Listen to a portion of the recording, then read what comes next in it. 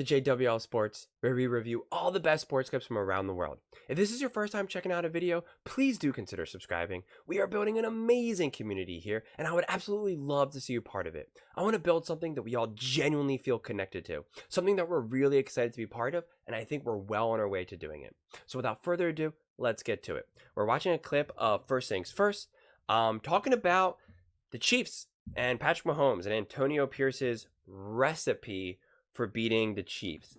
As I was getting this clip set up to go, obviously, review it and react to it and break it down with everyone right now, a bunch of thoughts started kind of coming into my mind, and I have some pretty strong thoughts on this one that I want to see what they have to say. I was debating whether I want to say it first because I'm not sure if they're going to now just say what I say, and then now I'm like, well, I don't know, what can I do? But I'm curious to see what Nick obviously has to say, who thinks that the Chiefs are just, and Patrick Mahomes are the most untouchable thing ever. So let's just see what they have to say, and we'll go from there.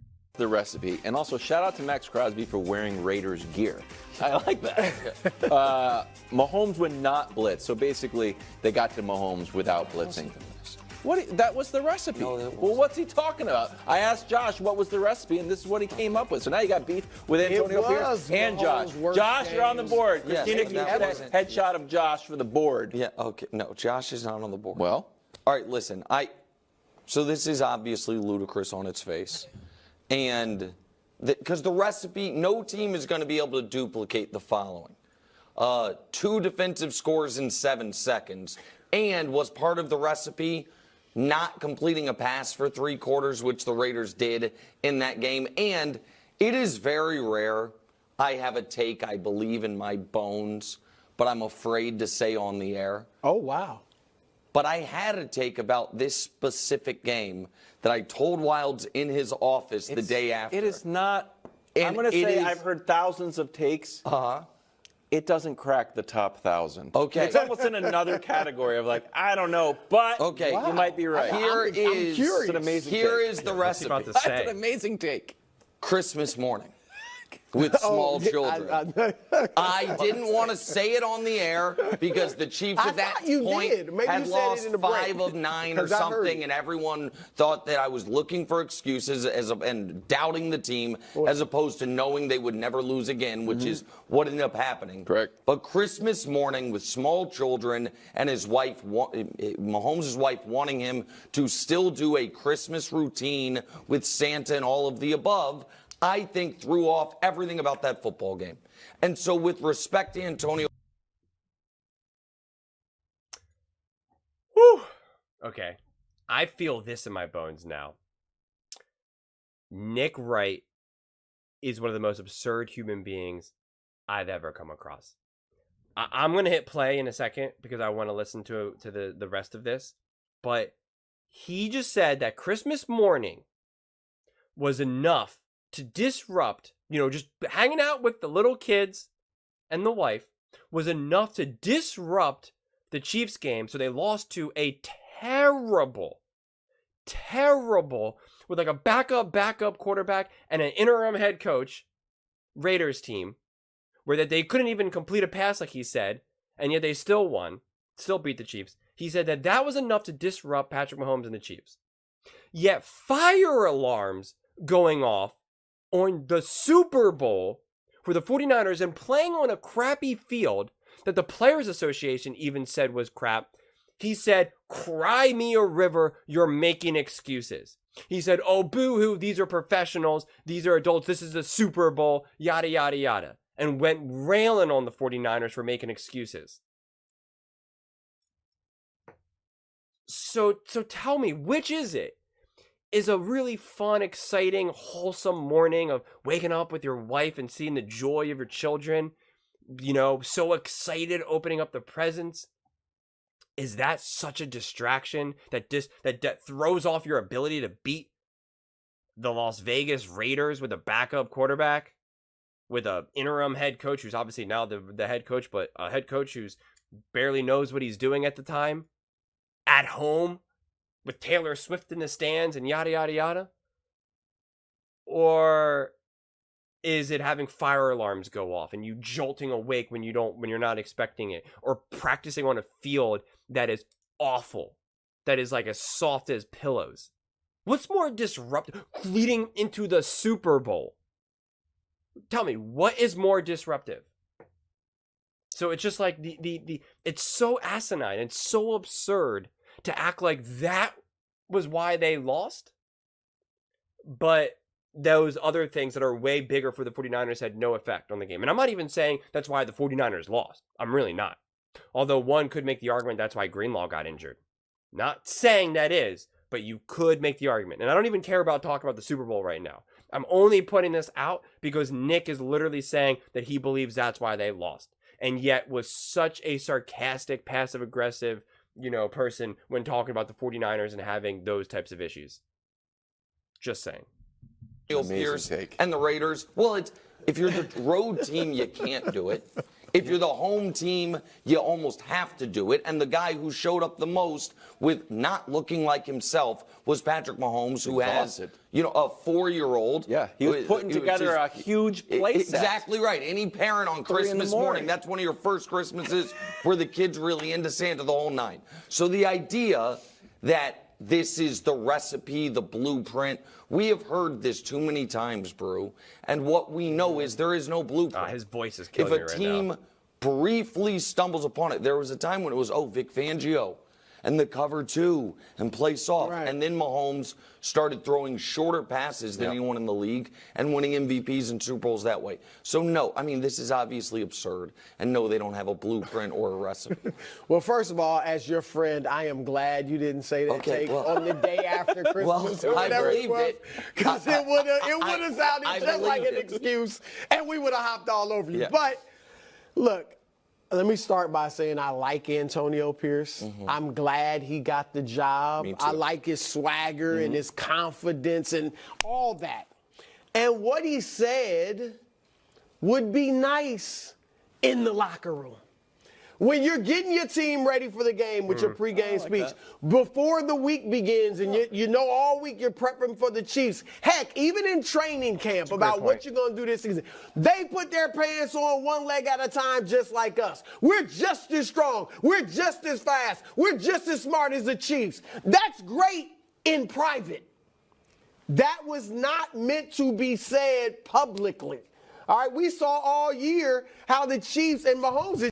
The one thing I just want to interject real fast, and that's a difference between a seasoned veteran head coach like an Andy Reid, like a Sean McVay, and a new coach like that, or like a Nick Sirianni, right? Like you're saying things that it's just like, what are you doing? And I think Brew brought up a great point that is something that you say in the locker room, or maybe to other coaches when you're just kind of making conversation with them. Any of the events that they go to, any of the coaches that maybe they interact with each other in whatever capacity that they do. Just little throwaway lines like, hey man, we already gave the blueprint on how to do it, the recipe how to do it.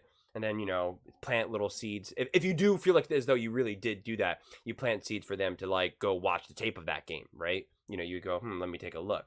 Like Doug Peterson did with, I forget what game it was, against the Patriots.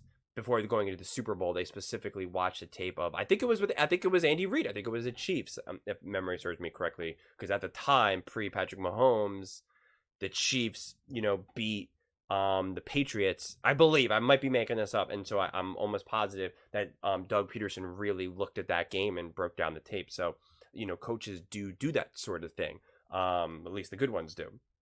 So I wonder if that was his way of trying to do that. But it's a weird thing for him to say because you're putting a target on your back, and I don't necessarily think that's like the biggest deal because every team kind of has a target on their back. Everyone wants to beat everyone, so I'm not a huge believer in the bulletin board material personally, especially when you're playing a team like the Chiefs and stuff like that because everyone wants to beat them, right? So it's just already there, and the Chiefs already know that. So I don't think they're bringing any extra energy to the Raiders versus the Bills or the Eagles or any of these other teams. Like it's just not. Maybe it wakes them up a little bit more, but like I think that's overblown personally.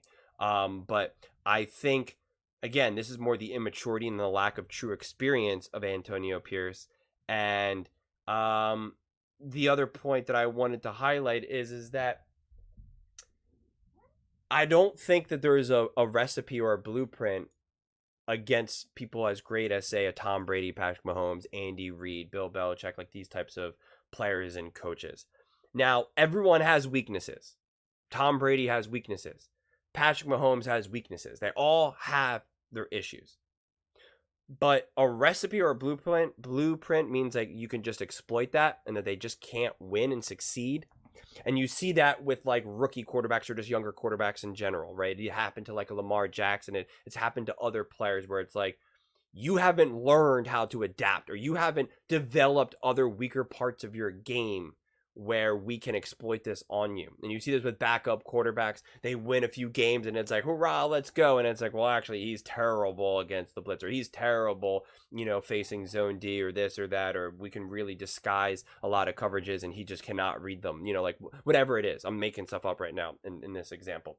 And they get exploited. But that's not for the Patrick Mahomeses and the Tom Brady's of the world. Okay. So not to mention, that's also where the genius and the brilliance of coaches lie, like a Sean McVay and an Andy Reid, because they know, and again, I'm totally making stuff up, Patrick Mahomes is not good on the blitz, which obviously we know is not the case, right? And so Andy Reid knows how to scheme that, how to make Patrick Mahomes more comfortable in that situation, how to get him to roll out and how to call this play and how to do this and how to do that. Like, he knows that, right? That's part of what makes an Andy Reid a wizard.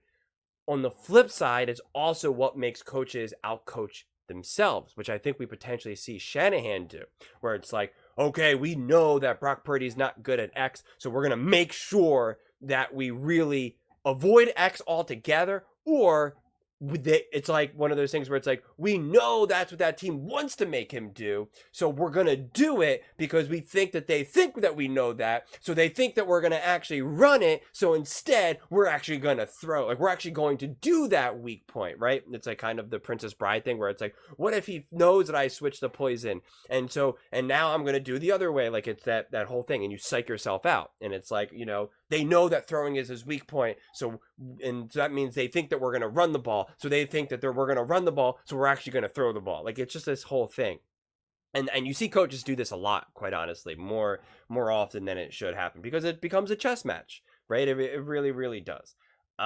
So I think that, again, the Andy Reids of the world, the Patrick Mahomes of the world, those things are just solvable a lot of times. They find themselves their way out of it. And actually, in a lot of ways, what they do is that they don't try to outcoach themselves. Andy Reid says, I'm kicking field goals, right? He's not like trying to be like, nope, we got to do this, we got to do that, or this, that. Like, he just says, nope, we're going to kick field goals. Oh, 4th and 2, we're not going to go for it. Like, he does a lot of conservative things. Sometimes that is the solution. While other coaches will be like, all right, we know they're really going to bring the blitz, so we're going to really try to do, a couple trick plays, or we're going to really just really push the ball downfield to really try to ease up on the blitz, like all various things. And again, rather than just being like, no, we're actually just going to do football 101, right? We know exactly what to do when a blitz is coming. We know exactly what to do when they're stacking the box. Like, we know exactly what to do when they're, playing soft coverage. Like, we know exactly what to do. And a lot of times it's like, again, they just outcoach themselves. You don't see that with Andy Reid and Patrick Mahomes. You don't see that with Sean McVay and really Stafford or Goff at the time. You don't. We can't say that about Shanahan because he's never had a true, veteran primetime quarterback. Purdy might become that, but he's obviously not a veteran. He hasn't seen all the situations yet. Next season and the season after, we can start really seriously having those conversations, and then it becomes a different conversation.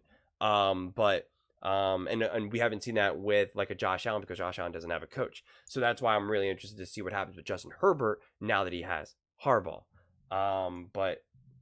But yeah, so this idea that there is this recipe, I'm failing to see it. Also, just because you beat someone doing this one thing doesn't, again, a recipe works every single time, right? That's why it's a recipe. That's why you save the recipe. That's why you have a recipe from like 100 years ago, right? Your mom's great grandmother's recipe or whatever. You're not going to be able to do the same recipe to a Patrick Mahomes and an Andy Reid because if it ends up being the recipe to beating them, they will just know how to mix it up and change it so that is no longer the recipe. Okay, to me, it's actually incredibly straightforward, and it's no more simple than that. In fact, I probably made it way more complicated than it needed to be, but you know, hey, that's what sports talk shows are all about. Just complicating things and talking on and on and on about things that, you know, can really be summed up probably in one sentence. So, yes. But those are my thoughts on this one. I would absolutely love to hear yours. If you think what I'm saying is the most ridiculous thing you've ever heard, please let me know in the comments below. If you think what I'm saying is the most amazing thing, then definitely please let me know. Either way, let's get into some discussions. Let's get into some fights. But ultimately, let's just have some fun. And please do consider subscribing. I want to build something that we all genuinely feel connected to. Something that we're really excited to be part of. And I think we're well on our way to doing it. Thank you so much, and see you next time.